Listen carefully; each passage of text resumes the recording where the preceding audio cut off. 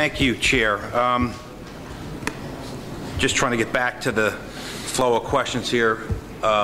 Phil, through the chair, when we last left off, I was trying to understand the rationale of you leaving a prestigious law firm as an associate after 3 years, and why you were going to serve as a law clerk to get paid less money to go back into the public sector, so to speak. It was, I thought, one of the great experiences I had in the legal field, working with a judge of that stature. He had been appointed by President Carter. He had been a workman's comp judge. He had been a Chancery Division judge, a Superior Court judge. He had been a judge virtually at every level. He was a labor lawyer when he was in practice. The education I got from him wasn't legal in nature, in the sense of you read the books and you read the statutes. Sir, you're going to have to get this mic loud. I'm sorry. Okay. Thank you. But he taught me and his other law clerks that the law is really about people. It's not just about cases. Real people have real problems, and they come to the court with this wanting a neutral party to resolve their legal disputes. And he was a giant for me in terms of being a mentor and understanding what the practice of law was about. But just understand, as a lawyer in your shoes after 3 or 4 years, I'm not so sure I would have gone to a law clerkship. It's very difficult for me to understand why you took a step back salary-wise and why you went into the public sector, going from a promising associate to a law clerk. Just give me the rationale. Well, one part of it was, one, I wanted to see trials up close at that level, but I also wanted to start my public service and perhaps get into an office like the U.S. Attorney's Office. And going to a clerkship, I thought, would have really rounded out my experience and made me a more viable candidate for the U.S. Attorney's Office. And through the chair, after 2 years as a clerkship, where did you go next? To the U.S. Attorney's Office? Yes, I did. You interviewed? Yes. And who was the U.S. Attorney at that time? Faith Hochberg. Faith Hochberg. Okay.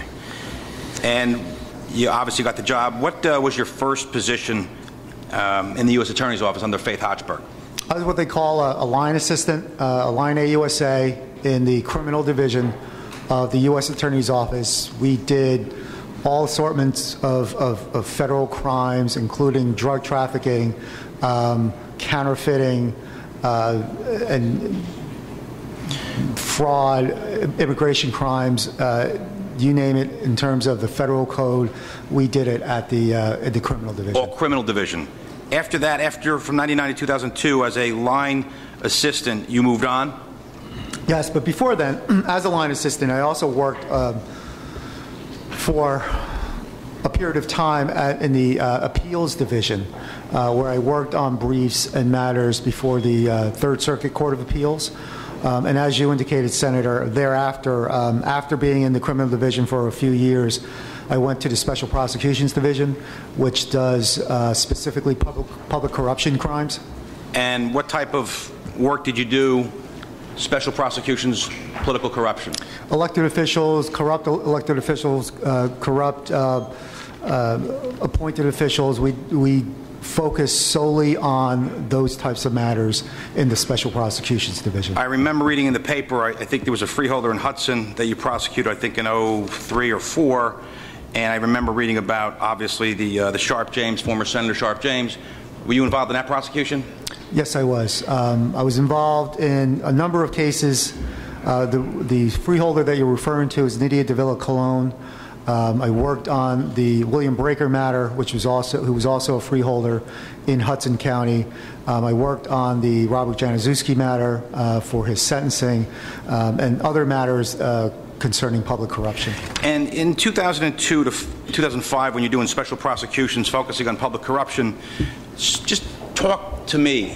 What exactly did you do? Did you research? Did you investigations? Did you do appellate work? Write the indictments? It's all of that, other than the appellate work, Senator. It's conducting investigations with the federal agents, putting investigations together, strategizing, planning it out, developing the facts, issuing subpoenas, going to the grand jury, developing the facts necessary for an indictment at some point, if an indictment is going to come to pass. Once the indictment is issued, then you get into what we call a trial mode and engage in possibly pleading the case or preparing for trial. And all of that involves the pretrial litigation process, from doing the grand jury work to doing the arraignments to making the personal appearances to doing proffer sessions, doing witness interviews, motion practice, and then ultimately, if necessary, doing the trial. You referred to the, quote, Bobby J. investigation. Is that former county executive Bobby Januszewski in Hudson County? Robert Januszewski was the former county executive in Hudson County. I'm sorry, what was your involvement in that case? I was involved in the sentencing aspect of that case. He was, as indicated in the public record, somebody who had cooperated with the federal government and who had cooperated and provided information and testimony concerning other public figures that we also worked on in the public corruption unit. And you mentioned a Cologne freeholder, a freeholder breaker. Just generally speaking, what were those cases about, and what was your involvement specifically? There are outgrowths of the Robert Januszewski matter. And Nydia Davila Cologne was the freeholder who had a connection with Robert Januszewski, and also her friend at the time, who was paying bribes through her to Mr. Januszewski. We were able to develop evidence involving tape-recorded conversations and undercover investigations to put that case together. We went to trial on it, and we were able to secure a conviction. I'm sorry, is that the Cologne case or the Breaker case? William Breaker was another freeholder who was receiving bribes from another contractor. He pled guilty on the eve of trial, but Nydia Davila Cologne actually did go to trial, and we were able to secure a conviction on her.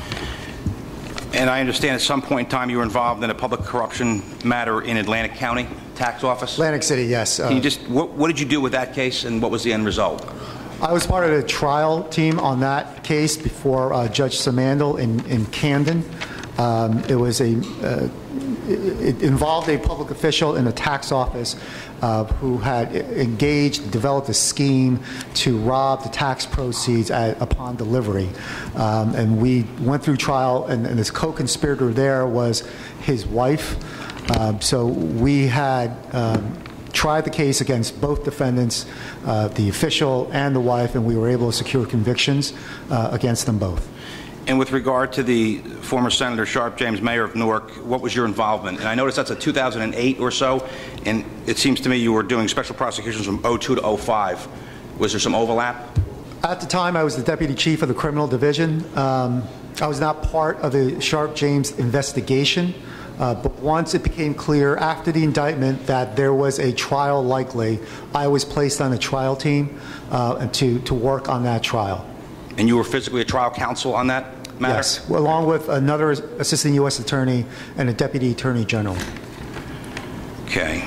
And after working from 2002 to 2005 in special prosecutions, public corruption, were you promoted?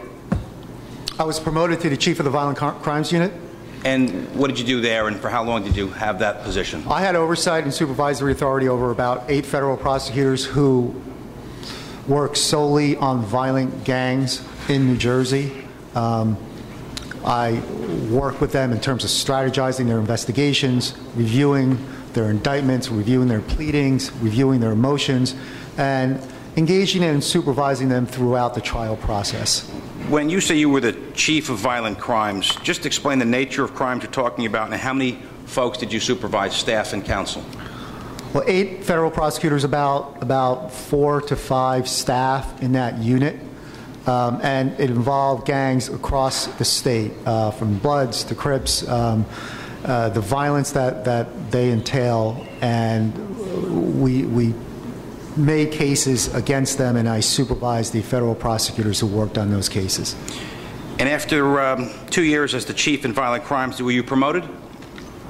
I was. I became the deputy chief of the criminal division. And through the chair, can you tell me what that promotion meant in terms of added responsibilities and what did you do day to day? The U.S. Attorney's Office at the time, and still is, I believe, structured by unit. So we have smaller units like the Violent Crimes Unit, the OCDF unit, and then they are part of a larger division, the Criminal Division, who is headed by a chief of the Criminal Division, and then one or two or three deputy chiefs. And I was one of the 2 or 3 deputy chiefs overseeing 3 or 4 units. I don't recall at the time. It was economic crimes, counterterrorism, violent gangs were the, and I believe government fraud was also part of my portfolio of units that I supervised. In total, it was about 35 federal prosecutors I oversaw. And during this time, did you work with the FBI or other law enforcement agencies? I worked with all the federal agencies. Which ones? FBI, DEA, ATF, Secret Service, many members of the JTTF. I'm sorry, what is that?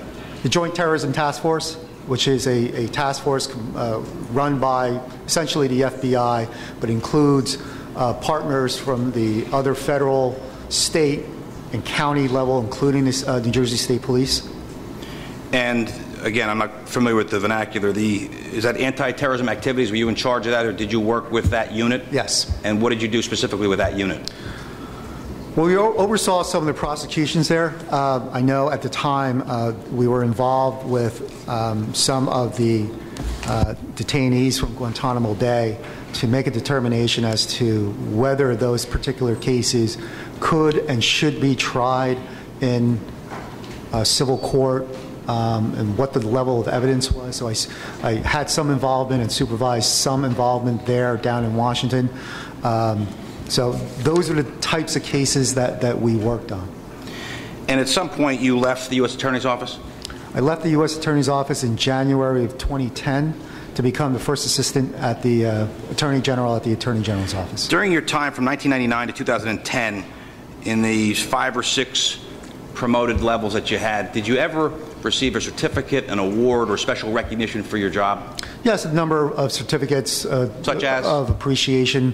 Working on particular cases, obviously, Sharp James, other successful prosecutions that we've had, certificates from the DEA and the FBI concerning my work with them on particular cases.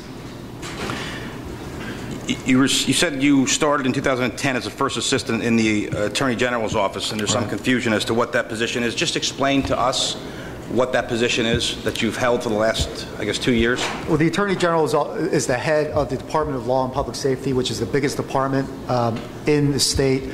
It includes divisions, such as the State Police, the Division of Criminal Justice, the Division of Law, Division of Gaming Enforcement, Alcoholic Beverage Control, Racing Commission.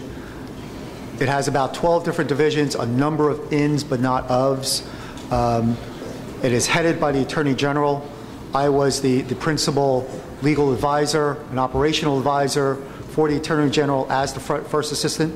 Our front office was rounded out by an executive assistant, as I mentioned before, Mark Verzan, and initially Carolyn Murray, who is now the acting prosecutor in Essex County, was the counsel to the Attorney General. So that was the front office. The position that you've held since 2010, you talked about civil, criminal, administrative, regulatory. Were you involved in every facet of the Attorney General that you've just talked about? Were you involved in decision-making in criminal justice? We do. Obviously, we have, just in the civil side itself, we have about 30,000 cases, 15,000 of which at any given time are active. So it's difficult to get involved very closely on all of those cases. We have over 670 attorneys. We have over 600 investigators. We have approximately 2,700 members of the state police. And it is our job, along with the division directors, to help manage control that, set policy, implement policy, and make sure that the work of the state gets done. Are you, through the chair, are you involved in any decision-making with regard to civil settlements or civil lawsuits that are being filed? Yes, in some measures we do. Just explain generally without talking about companies or acts. Just how does that process work? You sit with the Attorney General and department heads and talk about matters? Well, each level there is a threshold amount of civil settlement, for example, civil settlement authority. At a chief level or a supervisory level, it may be about $50,000 or so, and it goes up to unlimited.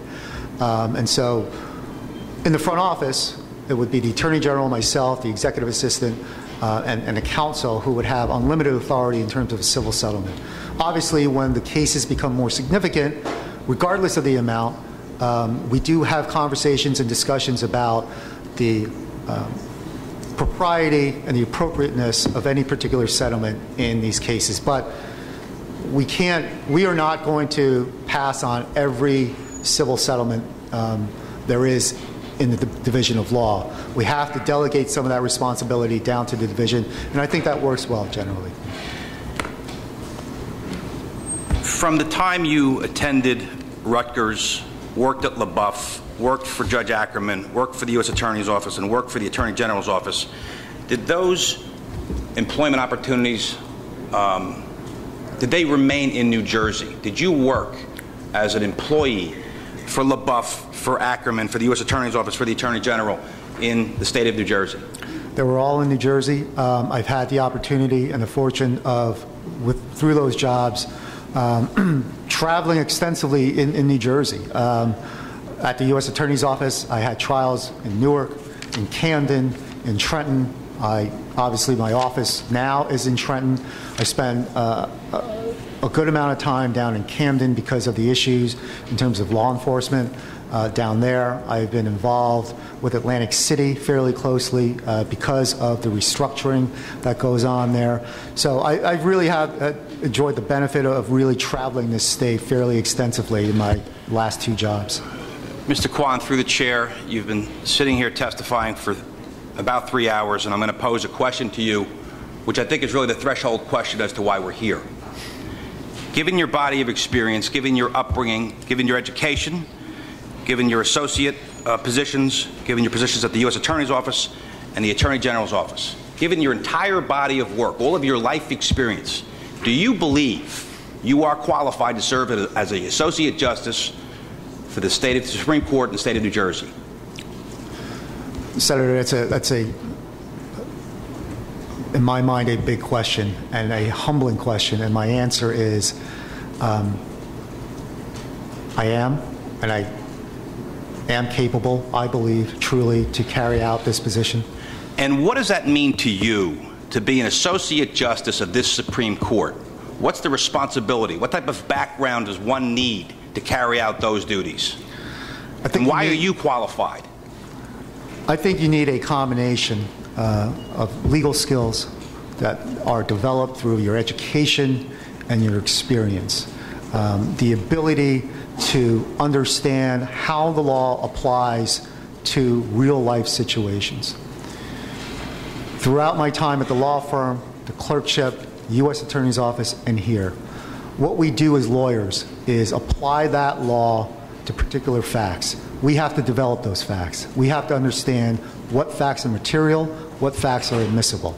We understand and study the law not simply as an academic exercise, which is fine, but for us, what we have to understand how to do is how to apply that law to the facts of any given case that we have developed. We have to understand how to develop a critical analysis of all the facts and the law. We have to be able to understand the other side of an argument, because when we go into court or when we have discussions with other co-counsel, we need to understand where the gaps are. What is the argument going to be on the other side? Do we have a good response? Do we not? We have to understand the facts and the law to do that. You have to write concisely. You have to write clearly. You are communicating with other people, and they have to understand what you are saying, not only verbally, but in writing as well. And that's something that we have always tried to do at the U.S. Attorney's Office. That's something we've always tried to do at the Attorney General's office. And certainly at the clerkship, I did an awful lot of writing. There are certain, I think, qualities, characteristics that make up a justice. Temperament is certainly very important. An idea that you should provide as much respect for the litigants and the lawyers who come before the court as a fellow member of that court. It is a difficult process. And I've been in court, I've done cases. It's a difficult process for everyone. Treat them with respect, treat them with the honor that they deserve for being there. Be fair, be impartial, use your judgment, use your common sense. Those are the qualities I believe I've developed in my time, in my experience, and that I would bring to the court if I were to be honored to be confirmed for the Supreme Court. One of the unique things that I found in doing the research, having had several sit-downs with you, your colleagues, your former workers, people that have, defense lawyers that were on the other side of you, not a single person has said to me that you don't have the temperament, that you're not qualified. As a matter of fact, what has come out of those discussions that you are uniquely qualified, you have the temperament.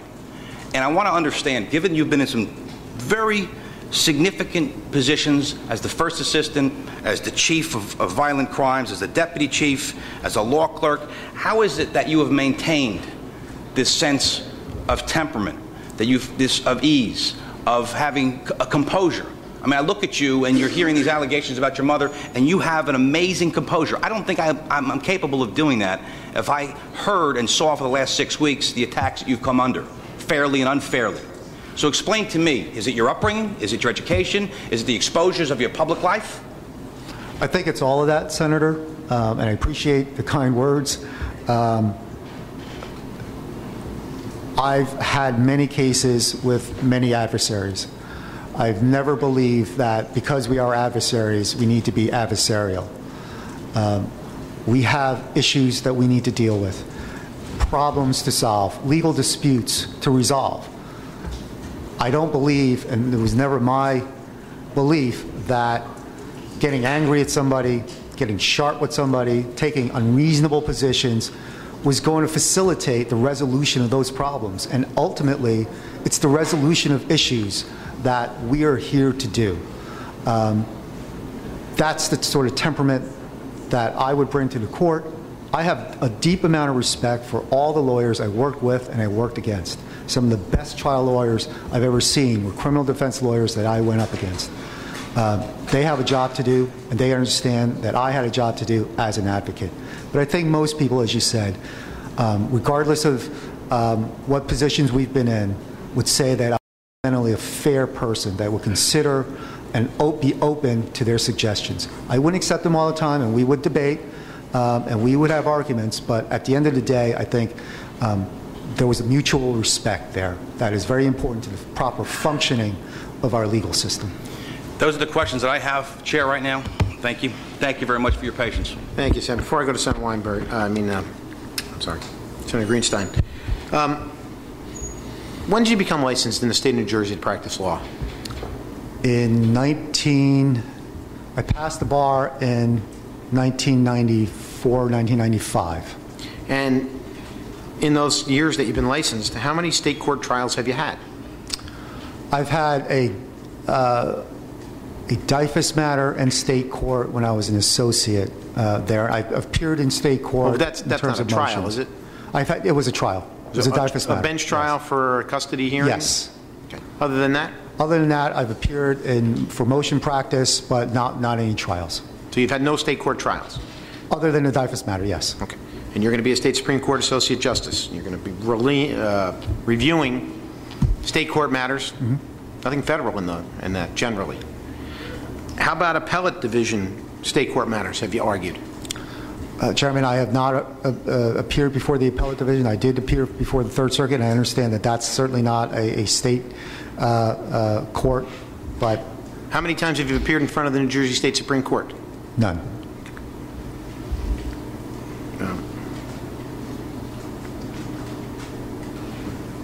You ever wrote a state court brief? Yes, I have. Okay. As a lawyer? Yes. How many times? I don't recall how many times, but when I was when I was at the law firm, I would write many briefs, and because Your many name of the appeared on cases- those briefs? I believe so. I believe so. I can't be 100% positive. They were quite some time ago. Just before I go to the Senator, have you ever heard of a company called KLC Marketing? No, I don't think I have. Okay, I'll get back to that.